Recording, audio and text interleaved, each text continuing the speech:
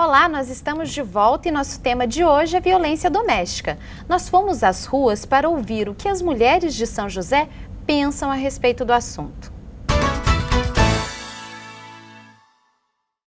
Eu gostaria de saber qual é o crime mais comum cometido contra a mulher. Eu gostaria de saber como que a lei ajuda a mulher quando ela é violentada. Eu gostaria de saber se a cidade de São José dos Campos oferece alguma política pública com relação aos direitos das mulheres que são agredidas, né? A gente vê muitos casos, né, de mulheres sendo violentadas e fazem um boletim de ocorrência e mesmo assim acabam sendo violentadas novamente. Como a lei, né, Maria da Penha, protegeria esses casos? Eu gostaria de saber se a lei Maria da Penha, ela também cabe aos menores, né, adolescentes menores de 18 anos. Doutora Renata, uma das dúvidas veio da professora aposentada Geisa Matos. Ela quer saber quais os tipos de crimes mais cometidos contra as mulheres aqui em São José. Aqui em São José, a maioria dos crimes são os casos de lesão corporal mesmo, né? De vítimas são agredidas pelo marido. E a questão da ameaça também, né? São os nossos maiores índices. Então, a questão da lesão corporal, que os casos, a maioria dos casos são lesões leves, né? Se tratam de alguns pequenos hematomas, arranhões, nesse sentido. E o crime de ameaça também, onde a mulher é ameaçada, que o marido vai ou agredi-la, matá-la, alguma coisa mais séria. Até um pouco antes, a gente estava falando com o Dr. Fábio de alguns casos que marcaram aí a história da cidade, envolvendo, né, agressores, vítimas, enfim, relacionados à questão da violência doméstica. A gente teve um caso recente, que foi de um garçom que acabou invadindo um bar, atingindo a namorada, a ex-mulher, enfim, que acabou depois, né, culminando na morte dessa vítima, dessa pessoa. O senhor se recorda de outros casos? Quais os casos que chegam à vara? Que tipo de agressão chega lá? No caso da Vara Maria da Penha, os casos mais comuns são lesões, ameaças. Na vara em que eu milito, que é a vara do júri, que tratam de crimes contra a vida, são tentativas e homicídios, são casos mais graves. Eu me lembro de casos de mulheres que foram mortas. Teve uma mulher que foi morta um tempo antigo, o Dandara até participou do julgamento. Ela foi morta numa chácara pelo marido, arremessada na câmara, depois ele tentou simular um acidente. Foi uma situação muito triste, um caso que demorou anos para ser julgado. Recentemente uma mulher que o marido tentou, por ciúmes, o companheiro, aliás, tentou matá-la com um tiro na cabeça quando ela foi abrir a porta, por sorte não atingiu. Tem esse caso do garçom também. Tem um caso recente que foi desclassificado, mas está no tribunal, eu recorri, do inglês.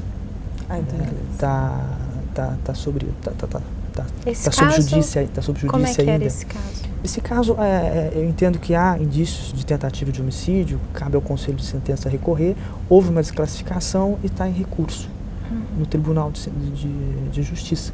Eu pedi para que o tribunal reveja a sentença e submeta a julgamento perante o Egrégio Tribunal do Júri de São José dos Campos. Esses são casos Tem um caso recente, Bia, daquele lá no bairro dos Freitas também, que o parceiro foi com uma faca, né? Tem. Eu acho que são vários casos, né? Eu acho que se a gente vê a página policial, sempre, infelizmente, a gente tem um caso de homicídio. Esses são casos que você vê um desenrolar que caminha para um julgamento, tá? Mas, por exemplo, eu já tive casos em que você vê todo o cenário de um homicídio, de uma tentativa de homicídio, e que a vítima se justifica depois dizendo que não, que o marido não tentou matá-la, embora ela tenha levado N facadas no corpo. É uma situação lastimável. A vítima volta atrás por situações que você não entende.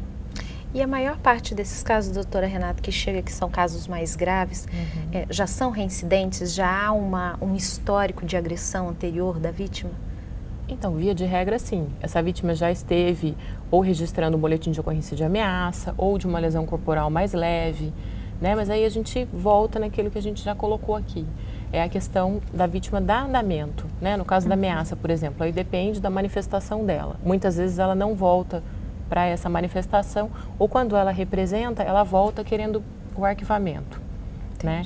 Então, e no caso de lesão também, alguma coisa leve, aí ela fala, não, como bem colocou o doutor, não foi bem assim, né? Acabou sendo um acidente, não, ele me agrediu, mas foi um acidente, e aí acaba combinando em casos mais graves no futuro, né?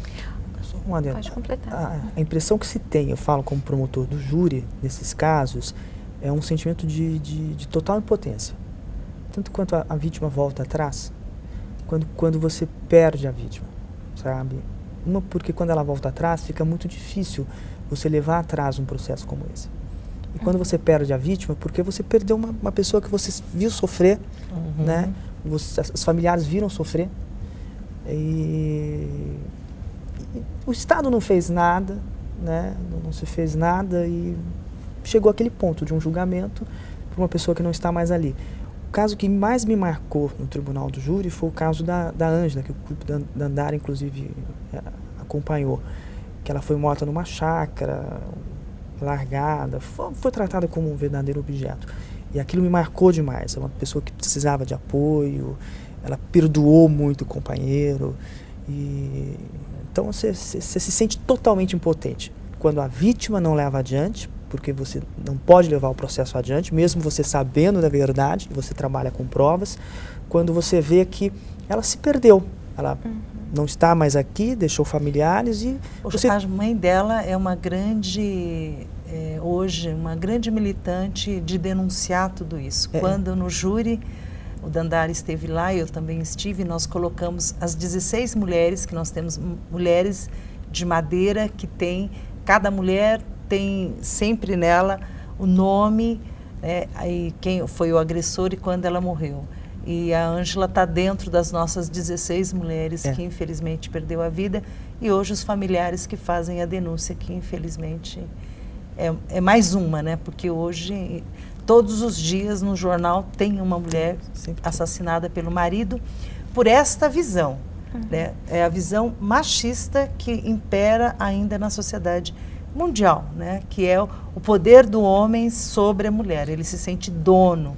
Então, nas relações afetivas, com ciúmes, né, num processo de separação, ele se sente parte. Nós tivemos um caso gravíssimo essa semana, que foi dentro de uma igreja, né, ela estava lá batizando seu filho com um novo companheiro e ela faleceu, ela e o marido, quer dizer. Então, a barbaridade é grande, quer dizer, nós precisamos mudar essa concepção, né, de que as relações afetivas, elas podem e devem ter um fim e que as relações devem ser tranquilas, não precisa ser, não tem essa questão do poder. E as mulheres, ela tem que ter a visão de que existe o direito dela viver um mundo sem esse mundo, essa prisão, né, esse cotidiano de ameaça. Então, tudo isso é permitido e é possível na sociedade de hoje. Mas como caminhar para isso? Partiria de um processo de educação dos companheiros? Porque, assim, até uma das questões aqui da enfermeira Gisela, ela fala o seguinte: como que a justiça garante segurança às mulheres vítimas da violência? O doutor Fábio pode complementar. Mas antes, essa mulher ela não precisaria ter essa medida protetiva de segurança, né? Como é que você muda esse conceito que é cultural, de repente? Mas aí é o papel de todos, né? Eu acho que é o papel do Estado, do município. Nós temos que ter nas escolas municipais, estaduais, né, na grade escolar, essa pauta contra a violência, esse mundo de paz, quer dizer, tem que ter toda uma estratégia, né, de vários mecanismos. A televisão, diminuir essas novelas que refletem a violência, porque isso reproduz e as pessoas copiam, né? Eu acho que os mecanismos da legislação a gente já está avançando, mas eu acho que tem que ter uma mobilização da sociedade, né, para que a gente se mobilize contra esse tipo de situação. Veja o caso da Índia, do estupro. O mundo inteiro se indignou e se manifestou em relação a essa situação. Então, acho que nós precisamos trabalhar isso, né? A mudança de concepção, a mudança e discutir bastante essa questão do machismo e do poder, né? Para a gente conseguir dar o salto de qualidade. Essas medidas que a legislação, ela ela inibe a violência, mas ela não acaba com a violência. Então, nós só vamos acabar se a gente mudar os conceitos. Doutor Fábio, voltando à pergunta da enfermeira Gisele, quais são as medidas de proteção hoje que a Justiça oferece? Hoje, na verdade, o que a lei oferece, né, Maria da Penha, são as medidas protetivas. As mais usuais é o afastamento do agressor do lar, proibição proibição de se aproximar da vítima, familiares ou até mesmo dos filhos, são as mais usuais. E em caso de desobediência dessas medidas, eu entendo que pode decretar-se a prisão preventiva dele dentro desse procedimento de medidas protetivas. Dentro da própria Lei Maria da Penha também, você tem a questão das equipes multidisciplinares, que você tem hoje a previsão de, inclusive, a questão do Conselho Nacional de Justiça e do último fórum que abordou a questão da violência doméstica. Você tem que implantar nos juizados especiais de violência doméstica para tratar essa questão mais especificamente, o que é de suma importância. Porque é esta equipe que vai abordar a questão da vítima, né, de tratar a vítima isoladamente, a vítima no seio familiar, e em algumas situações onde isso é possível, o próprio agressor no contexto. Porque há situações, não sei se a doutora concorda, em que é uma desestrutura familiar que levou àquela agressão. Não são todas as agressões que justificam uma medida drástica, uma manutenção de uma medida drástica. Então, a própria lei prevê essas medidas no âmbito criminal e no âmbito civil. Tá? A questão é a implantação delas. Eu sinto uma carência, pelo menos no Poder Judiciário, vou dizer no Poder Judiciário, da equipe multidisciplinar. Né? Acho que tem que ter uma implantação, embora a vara seja muito nova ainda. Uma outra pergunta, doutora Renata, é o seguinte, veio da enfermeira Andréia de Carvalho. Ela quer saber o que mudou com a implantação da Lei Maria da Penha com relação aos boletins de ocorrência. Né? Ela já teve casos de que alguém, um conhecido fez o boletim e depois esse processo não teve andamento. Como é que funciona isso de forma prática, então, no dia a dia? Como eu expliquei aqui para você anteriormente, o que acontece? A pessoa registra o boletim de ocorrência, né? Com essa alteração do Supremo Tribunal Federal, os casos de lesão corporal dolosa são instaurados inquéritos policiais e têm o seu andamento até a conclusão por um relatório final e é encaminhado ao Poder Judiciário. Agora, nos casos dos demais crimes, ainda depende da manifestação da vítima. Né? No caso de ameaça, injúria, calúnia, nesses casos ainda depende de que a vítima retorne à delegacia e dê andamento nesse boletim de ocorrência, para que daí sim seja instaurado o inquérito policial, a vítima vai ser ouvida, as testemunhas e tudo mais, para que se conclua também da mesma forma e seja encaminhado ao Poder Judiciário. Agora, dando andamento e depois até dos casos julgados, quais os tipos de pena que recaem sobre esses autores de agressão? Via de regra, os crimes citados, eles prevêem pena de prisão. Né? A questão é que alguns desses crimes permitem a aplicação pena de prisão. De até quantos anos? A questão é que varia a pena. Entendi. Né? Então, por exemplo, se você tem uma lesão, dependendo da gravidade da lesão, você pode ter pena mínima de 1, pena máxima de 3. Lesão simples, pena mínima de 3 meses. Se for uma tentativa de homicídio, você pode pegar de 2 a 4. Então, vai variar muito do tipo de crime a pena aplicada. Tem uma outra pergunta. A grande importância, como já ressaltado, é a não aplicação da Lei 9.099 e a impossibilidade de alguns outros benefícios que a lei permitia quando da condenação, quando da procedência de uma ação e condenação de um autor de agressão, que hoje não se permite no caso das violências domésticas. Esse é o grande avanço da Lei Maria da Penha. Outra, doutor Fábio, que cabe para o senhor responder, é uma moça, ela pergunta o seguinte: a lei protege também as mulheres adolescentes? Então, se você me disser que quem a agrediu foi um adolescente, né, que ela mantém um namoro, um relacionamento, eu entendo que não. Porque aí você cai na situação do Estatuto da Criança e do Adolescente, é uma legislação específica, aí nós vamos tratar ambos como adolescentes. Mas se ela mantém o que hoje é comum na sociedade, um relacionamento com um maior de idade, que mantém um